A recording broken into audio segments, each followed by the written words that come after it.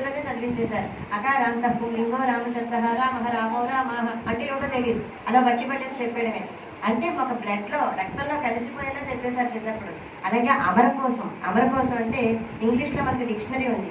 డిక్షనరీని ఎప్పుడైనా ఎవరైనా బైహార్ట్ చేశారా? మీకు ఎవరికైనా డిక్షనరీ ఏదైనా పదం కావాలంటే రిఫరెన్స్ డిక్షనరీ తీస్తారు. అదే అమర కోసం పుస్తకం చదివితే ఏమేమి, అది కూడా చిన్నప్పుడు అమర కోసం అది కూడా కంఠస్థం చేంజ్ చేశారు మా తాతగారు వాళ్ళకి తెలుసా విలువ, మనకు తెలియదు. చదువుకోమంటే సమ్మర్ వచ్చిందంటే చాలా ఇంట్లో కూర్చోబెట్టి పాణిని వ్యాకరణం కానీ రఘువంశం కుమార సంభవం ఈ శ్లోకాలన్నీ చదివించేస్తుంటే నిజంగా చిరాగ్గా తిట్టుకునేవాడు. ఆస్తమానం సెలవులు వచ్చాయంటే చాలా తాతగారికి నాన్నగారికి పని లేదు, శ్లోకాలు చదువు అప్పు చెప్పంటారు. ఇటువంటి విద్య ఈరోజు ఉపయోగపడుతుంది అని చెప్పడానికి వాళ్ళు చేసేటువంటి కృషే కారణం. కృషి అంటే చదివించడం అంతే. ఎందుకు చదువుతున్నావు, ఏం చదువుతున్నావు అర్థం తెలియదు. ఈ రోజున శబ్దాలు చెప్పంటే అర్థం నేను చెప్పగలను. నేను చదువుకున్నటువంటి వయసులో శబ్దాలకు అర్థం తెలియదు. శబ్దం అంటే మనం నేర్చుకున్న రామశబ్దం అటువంటి అనమాట. అలాగా సంస్కృత సాహిత్యం మీద అపారమైనటువంటి కోరిక కలగడానికి కారణం మాత్రం నాకు చిన్నప్పటి నుంచి నేను పెరిగిన వాతావరణం. తర్వాత బీఎస్సీ సైన్సెస్ చేశాను. బీఎస్సీ సైన్సెస్ చేసి ఎంఎస్సీ బాటనీ చేశాను. తర్వాత ఎంఏ తెలుగు సంస్కృతం ఇష్టమైనటువంటి విద్యగా చదువుకున్నాను. కనుక దీనివల్ల ఏంటంటే ఒక రకమైన అభిలాష. సంస్కృత మేడం అడగంగానే నాకు నిజంగా స్కూల్లో రియల్లీ హెక్టిక్ స్కెడ్యూల్, నేను పనిచేసే స్కూల్ కొంచెం international school, so hectic schedule. Madam అడగంగానే నాకు చాలా ఇష్టం పడింది, ఖచ్చితంగా వస్తుందని చెప్పాను. సంస్కృతం గురించి మాట్లాడటం అంటే సంస్కృతం గురించి తెలుసుకోవడం అంటే ఇష్టం. మాట్లాడటం అనేది చెప్పేది గొప్పదాన్ని నేను చెప్పను, తెలుసుకోవడం. ఇంకొక మీకు చెప్పాలంటే నేను విషయాలు తెలుసుకునే చెప్పగలను.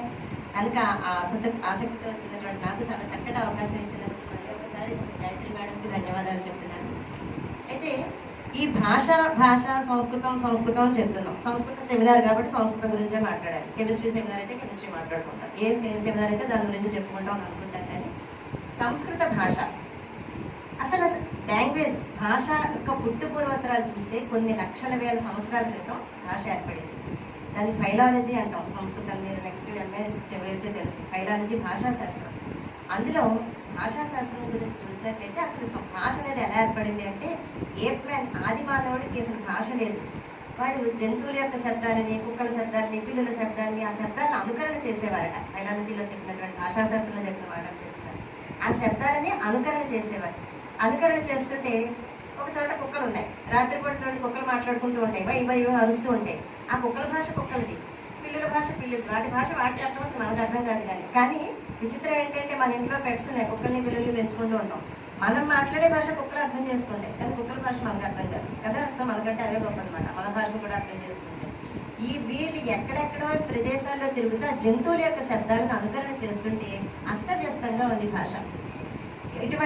ఎటువంటి సంస్కారం లేకుండా అస్తవ్యస్తంగా ఉన్నటువంటి భాషని సుశిక్షితులైన సంస్కారవంతులైన కొంతమంది సంస్కృత పండితుల చేత సంస్కరింపబడిన భాష కనుక సంస్కృత భాష అని పేరు వచ్చింది. ఎవరైతే సంస్కృత భాష నేర్చుకుంటారో, సంస్కృత భాష మీద ఆసక్తి ఉంటుందో ఖచ్చితంగా వాళ్ళందరూ సంస్కారవంతులని అర్థం. కనుక అనేక మంది సంస్కారవంతుల మధ్యలో ఉంటూ సంస్కారవంతులకి సంస్కృతం గురించి చెప్పడం అనేటువంటిది ఒక గొప్ప సంస్కారంగా భావిస్తున్నారు. అటువంటి సంస్కృత భాష గురించి చూస్తే మొట్టమొదటిగా ఏమాత్రమూ సంస్కారం లేదు. అటువంటి స్థాయి నుంచి కొంతమంది పండితులు భాషను సంస్కరించారు అని చెప్పుకున్నాం. అలాంటి పండితులలో ఇంకా చాలా ముందర ఎవరున్నారు? మనకి మొట్టమొదటి కవి సంస్కృత వాంగ్మయంలో ఆది కవిగా చెప్పుకునేటువంటి కవి ఎవరు? వాల్మీకి. Very good. వాల్మీకి మహర్షి ఆయన ఆది కవి సంస్కృత వాంగ్మయం ముందరే చెప్పుకున్నాం. ప్రపంచ భాషలలో కంటే కూడా ముఖ్యంగా భారతీయ భాషలన్నింటికీ కూడా మొత్తం ప్రాచీనమైనటువంటి ప్రాకృతమైన మొట్టమొదటి భాష జనక భాష సంస్కృత భాష. హిందీ మొత్తం భారతీయ భాషలన్నీ కూడా తెలుగు హిందీ ఏ భాష చూసినా అన్ని భాషలు సంస్కృతం నుంచి పుట్టేయడానికి ఆధారాలు ఎక్కువ. నేను ముందరే చెప్పాను, తెలుగు భాషలో సగం పదాలు సంస్కృత పదాలు. కనుక దక్షిణాది భాషల భారతీయ భాషలన్నింటికీ కూడా సంస్కృతమే ఆధారం అన్నట్టుగా చెప్తారు. అటువంటి సంస్కృత భాషలో మొట్టమొదటిగా రచించబడినటువంటి గ్రంథం వాల్మీకి రచించినటువంటి రామాయణం. రామాయణ కావ్యానికి సోకైన శ్లోకమాగత అని చెప్తారు. రామాయణ కావ్యం రచించడానికి వాల్మీకి మహర్షి గురించి మీ అందరికీ తెలుసు. వాల్మీకి ఒక బోయేవాడు, ఏమాత్రము సంస్కారం లేనటువంటి వ్యక్తి. అంటే కేవలం అజ్ఞానంతో ఉంటూ జీవన పోషణం కోసం అటు ఇటు ఆటంకుడిగా తిరుగుతున్నటువంటి ఆ వాల్మీకుడు అటువంటి వ్యక్తి కాస్త కొంతమంది మహర్షుల యొక్క మంత్రోపదేశం చేత, జ్ఞానోపదేశం చేత, ఏమీ లేదు మంత్రం కూడా మీ అందరికీ తెలిసిన రామ అనేటువంటి మంత్రాన్ని ఉపదేశించారనే విషయం చెప్తారు. ఆ మంత్రాన్ని పఠిస్తూ ఆయన ఒక వల్మీకము చుట్టూ ఒక వల్మీకం పుట్ట ఏర్పడిపోయింది. ఆ పుట్ట నుంచి బయటకు వచ్చాడు కాబట్టి అయితే ఆ వాల్మీకి అయ్యాడు అని చెప్తారు. ఆయన రచించినటువంటి మొట్టమొదటి గ్రంథం రామాయణం. దాని తర్వాత వ్యాస మహర్షి విషయాన్ని అంటే మనకి కొన్ని యుగాల కింద విభజించుకున్నాం కాలాన్ని. కృతయుగం, త్రేతాయుగం, ద్వాపరయుగం, కలియుగాల్లో అలా చూసుకుంటూ వస్తే త్రేతాయుగంలో వాల్మీకి రామాయణం జరిగిందని చెప్తారు. తర్వాత ద్వాపరయుగానికి వచ్చేసరికి వ్యాస మహర్షి మహాభారతాన్ని రచించారు. వ్యాసాయ విష్ణురూపాయ వ్యాసరూపాయ విష్ణవే నమో వై బ్రహ్మనిధియే వాసిష్ఠాయ నమో నమః అని వశిష్ఠుడి యొక్క పరంపరలో వ్యాస మహర్షి గురించి చెప్తూ సాక్షాత్తు విష్ణుమూర్తి, వ్యాస మహర్షి అంటే విష్ణుమూర్తి స్వరూపమే అని చెప్తారు. అటువంటి విష్ణుమూర్తి స్వరూపంలో ఉన్నటువంటి వ్యాస మహర్షి మహాభారతాన్ని 1,00,000 సహస్ర శ్లోకాత్మకం, కొన్ని వేల శ్లోకాలతోటి, రామాయణం మాత్రం 14 శ్లోకాత్మకం 24,000 శ్లోకాలతో రామాయణం రచింపబడింది అని చెప్తారు. వ్యాస మహర్షి యొక్క శ్లోకాలు భారతం మాత్రం 1,00,000 శ్లోకాలకు పైగా ఉందని చెప్తారు. అటువంటి మహాభారతాన్ని ఆయన రచించాడు. మహాభారతానికి పంచమ వేదము అని పేరు. పంచమ వేదము అని పేరు ఎందుకు వచ్చింది అంటే మొత్తం వేదాలు 4: ఋగ్వేదము, యజుర్వేదము, సామవేదము, అథర్వణ వేదం. ఈ 4 వేదాలుగా అన్నీ కలిసిపోయినాయి. మీరు క్లాస్లో రాసుకుంటూ ఉంటారు, నోట్బుక్లో రాస్తూ ఉంటారు, రన్నింగ్ నోట్స్లో అవి అన్ని ఫిజిక్స్, కెమిస్ట్రీ, మ్యాథ్ మీ సబ్జెక్ట్స్ ఏముందని అన్నీ కలిపి రాసేస్తూ ఉంటారు. మళ్ళీ ఒక సబ్జెక్ట్ సెపరేట్ చేసుకున్నప్పుడు సెపరేట్గా ఒక నోట్స్ రాస్తూ ఉంటారు. సెపరేట్గా ఉంటే అది క్లారిటీ ఉంటుంది. కనుక వ్యాస మహర్షి ఏం చేశాడంటే ఆ విభజన ఋక్కులతో కూడినది ఋగ్వేదము, యజస్సుతో కూడిన యజుర్వేదము, సంగీతపరానికి కూడినటువంటి సామవేదము. ఎవరైతే ఈ అన్ని వేదాల యొక్క ఆధ్వర్యం, నిర్ణయగత క్రతువుల యొక్క ఆధ్వర్యం వహిస్తారో వాళ్ళ అధ్వరులు. కనుక ఇది అథర్వణ వేదం అని చెప్పి విభజన చేశారు. ఇంతేకాకుండా దీనికి ఈ 4 వేదాలు విభజన చేసిన తర్వాత ఆయనకి ఇంకా తృప్తి కలగలేదు.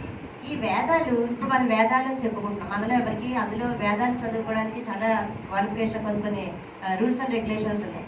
అటువంటి వేదాలు అందరూ చదవడానికి అర్హత లేదు అని చెప్పడంతో ఈ వేదాల్లో ఉండే సారాన్ని అందరినీ తీసుకొచ్చి మహాభారతంలో పెట్టారు. అది పంచమ వేదం. దీనికి ఒక చిన్న ఉదాహరణ, నాకు నా లైఫ్లో జరిగిన ఉదాహరణ చెప్తాను. ముందరే చెప్పుకున్నాం కదా, మా ఇంట్లో ఎక్కువగా సంస్కృతం చిన్నప్పటి నుంచి చదువుతుంటే మా ఇంట్లో అందరూ మగ పిల్లలు ఉపనయనాలు అవి చేస్తుంటే అందరూ వేదాలు అవి చదువుతూ ఇంట్లో సంధ్యావందం అవి చేసుకుంటూ ఉంటారు. వాళ్ళకి చెప్తుంటే వింటూ ఉంటే మంత్రాలు మాకు వచ్చేసి అది కామన్. వింటుంటే 10 సార్లు వింటుంటే పాటలు, సినిమా పాటలు వింటూ ఉంటారు, 10 సార్లు వింటే వచ్చేస్తాయి కదా. అలాగే అవి కూడా వచ్చేసాయి. మా ఇంట్లో నిత్యం అవే ఉండేవి కాబట్టి అవి నోటికి వచ్చేసాయి. వచ్చేస్తే మా తాతగారి దగ్గర తాతగారు మాత్రం అంటూ ఉండేవారు, నువ్వు ఆడపిల్ల అయిపోయావు కానీ అదే మగపిల్లాడు వెయ్యింటే చక్కగా నీకు వేద పండితులు నువ్వు హలాబాటి చేసేసేవాడిని చెప్తూ ఉంటాడు. అది చాలా గొప్పగా దాని అర్థం అంతా తెలిసే వయసు కాదుగా, చాలా గొప్పగా మాత్రం ఫీల్ అయిపోయి వెళ్ళి ఒక రోజు తాతగారు నాకు కూడా వేదం నేర్పించేసేయండి అని అడిగాను. వేదం నేర్పించేయాలమ్మా, ఆయన ఏదో ఆనందంగా చెప్పుకుంటున్నారు, అది నిజంగా తీసేసుకుందని నాకు కూడా వేదం నేర్పించండి అంటే, వేదం నేర్పించడానికి నేర్పిస్తానమ్మా, కానీ వేదం నేర్చుకోవడం కంటే ముందర అక్కడ వాల్మీకి మహర్షి 24,000 శ్లోకాలతో కూడిన రామాయణం రాసి పెట్టేశాడు. అది చదివేసి తర్వాత మహాభారతంలో 1,00,000 శ్లోకాలు ఉన్నాయి, మహాభారతంలో అవి నేర్చేసుకో, అవన్నీ అయిపోయాక వేదం నేర్పిస్తాను. ఆయనే నేర్చుకుంటున్నారు. మళ్ళీ ఇలా అంటున్నారు ఏంటంటే అప్పుడు చెప్పారనమాట, కొంత వేదాలు చదువుకోవడానికి కొన్ని నియమాలు ఉన్నాయి. మనం అనుకుంటూ ఉంటాం ఆడవాళ్ళు వేదాలు చదవకూడదు అని చెప్తారు. ఇది కంట్రవర్షియల్ పాయింట్. ఎందుకు చదవకూడదు? ఈరోజు ఫెమినిస్ట్ అందరూ ఆడవాళ్ళు ఉన్నాయి ఎక్కువ భాగం. ఎందుకు ఆడవాళ్ళు నేర్చుకోకూడదు? ఆడవాళ్ళు ఎందులో తక్కువ అంటే ఇక్కడ ఆడవాళ్ళు అన్ని రంగాల్లో ముందరున్నారు కదా, ఆకుపట్టుడు ఎందుకు నేర్చుకోకూడదు? అదేంటంటే ఆడవాళ్ళు నేర్చుకోకపోవడం వలన గాయత్రీదేవి స్త్రీ, సరస్వతీదేవి స్త్రీ, దుర్గాదేవి స్త్రీ. ఏ శక్తి స్వరూపం చూసినా ప్రపంచాన్ని అంతటినీ నడిపిస్తున్న శక్తి స్వరూపమే. అక్కడ ఏదో శక్తుడు పురుషుడికి నడిపిస్తాడని చెప్పట్లేదు, ఒక శక్తి నడిపిస్తుంది ప్రపంచాన్ని అని చెప్తున్నారు. అటువంటి శక్తి స్వరూపం స్త్రీ చెప్తూ మళ్ళీ స్త్రీలు ఎందుకు వేదాలు చదవకూడదు అంటే, నీకు దుర్గాదేవి అంత శక్తి ఉంటే నువ్వు చదువు, సరస్వతీదేవి అంత శక్తి ఉంటే నువ్వు చదువు, గాయత్రి మాత అంత శక్తి నీకు ఉంటే నువ్వు వేదాలు చదువుకో. అంత శక్తి మనకు ఉందా? అప్పుడు వాళ్ళకి కడతాం కదా.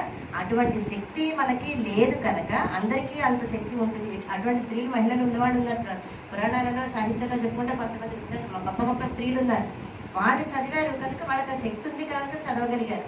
అటువంటి శక్తి లేనప్పుడు మనం చదవలేము. కనుక ఏం చేశారంటే అందరూ ఒకే నాలెడ్జ్, ఒకే జ్ఞానంతో ఉండదు. మీరు